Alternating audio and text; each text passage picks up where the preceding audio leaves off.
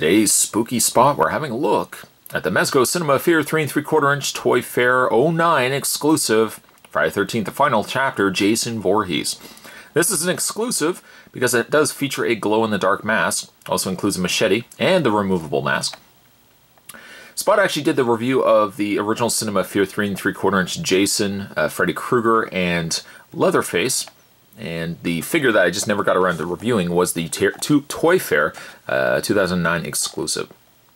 So kind of think of this as a throwback, a spooktacular throwback, where we can actually go back and have a look at the other figure I just never opened up.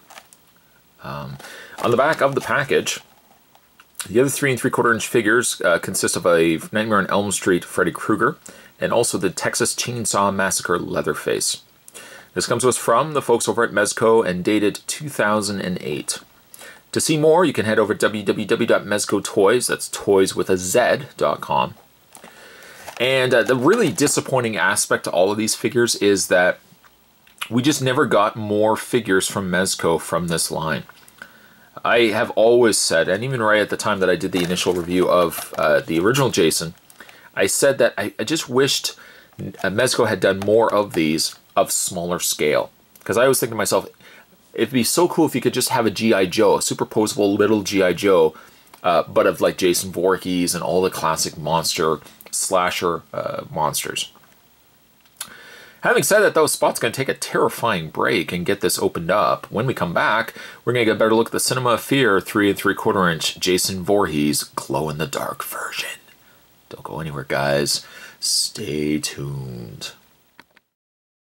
For your blood-curdling content, you get yourself a display stand with absolutely nothing on the top. Just a basic black display stand. It would have been nice if they had had the Friday the 13th logo or something on it, but as a display stand goes, it doesn't really need to have all the bells and whistles. It stands the figure. That's what it needs to do, and it's doing it. Well, technically not yet. It's not doing it yet, but putting that to the side, and funny enough, as I knock Jason over, you also get yourself a machete. Blood-wise, it's not bad. It's not horrendous. Some of the earlier Cinema Fear figures, the blood that they put on their blades. Oh no, it's not sharp. It's not sharp. I really should stop that joke because one of these days it is going to be sharp. But some of the earlier machetes, the blood on it kind of looks a little less realistic. This blood is nice and splattered, covered on the edge of the blade. He's obviously used this machete, and let me tell you, he's used it, and he hasn't been cutting sandwiches. Unless he's got like blood-soaked sandwiches, then that probably would explain it. And then, of course, to put that down, that brings us to Jason Voorhees himself. Now, sadly, I don't have my original figure. I don't know what happened to it. Maybe the poltergeist got it. But noticing the poltergeist's been stealing a lot lately. I could accuse him, but technically, I don't even know what's happening. I need to, like, capture it on video.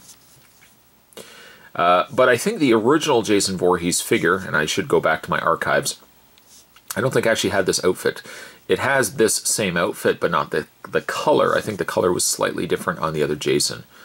This Jason is almost more like a purpley gray in the torso, and kind of a similar gray in the slacks, with like brown all over the front of the slack area. I say slacks. I don't think Jason would ever refer to them as slacks, but it's still a fun figure. And I really wish the poltergeist didn't take my Jason, because I love these small scale figures.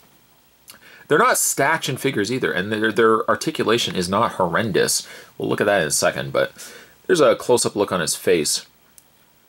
Now that mask looks misleading because it looks like there's no, like they've colored in the eyes black so that you can't actually see the eyes on Jason. But technically, if I take off the mask, and you have to kind of get it off this little ledge at the back here, take off the mask, that mask has no eyes in it. It's completely open. It's just because they've sculpted the eyes a certain way that when you put the mask on, it doesn't look like he's actually wearing a mask. A really nice touch. And speaking of nice touches, for how small that mask is, you can see all the darker wash that's on the outer perimeter of the mask area there. He's got the gash from the axe. He's got the blood around the axe wound there. It's a beautiful looking mask.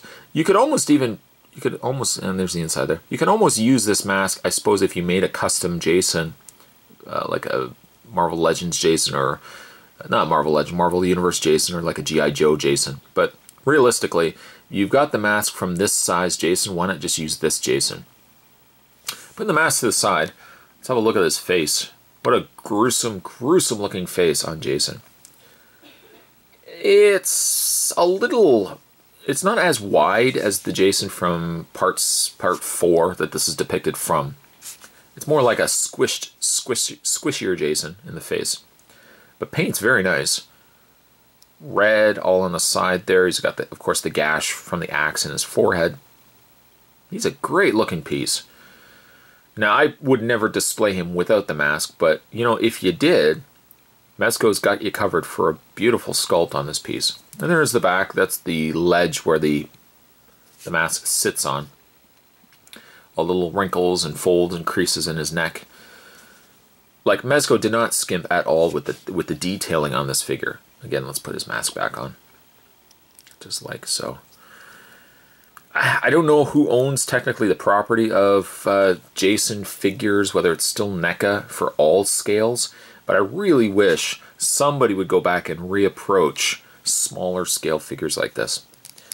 Sometimes people prefer the 6-inch scale figures, but if you really don't have a lot of space to work from, or as I like to think of it, if you have like G.I. Joes and you have other things like this, to throw a Jason in the mix that still is super articulated and super detailed, that's a win-win for me.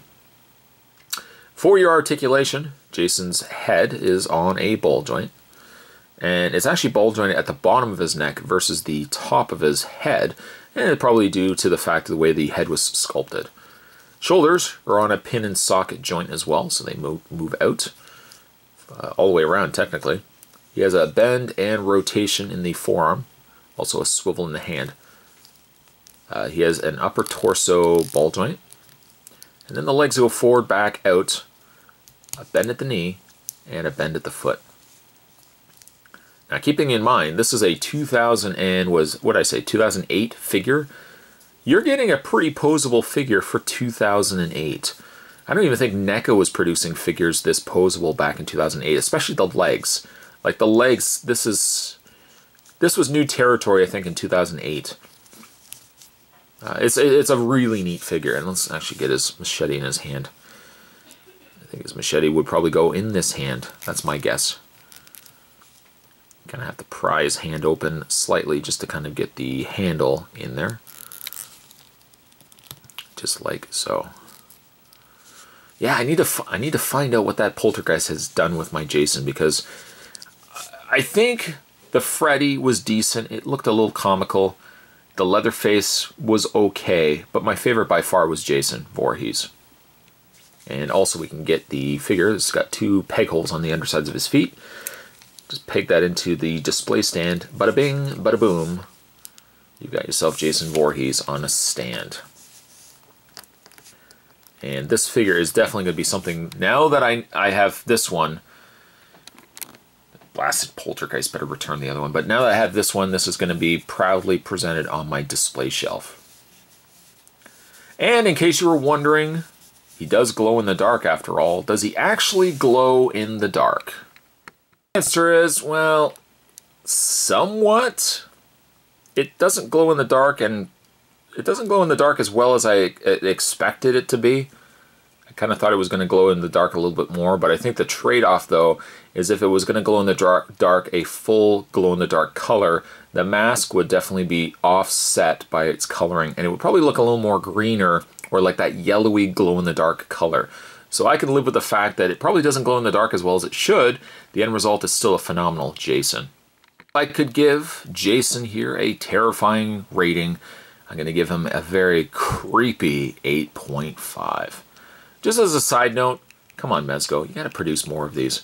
If this Jason was released later as, you know, part 5 Jason, part 6, maybe, dare I say, a part 7, these would be fun and little collectibles. I don't know if the licensing is available for 3 3/4 inch figures, but Mezco, make it happen.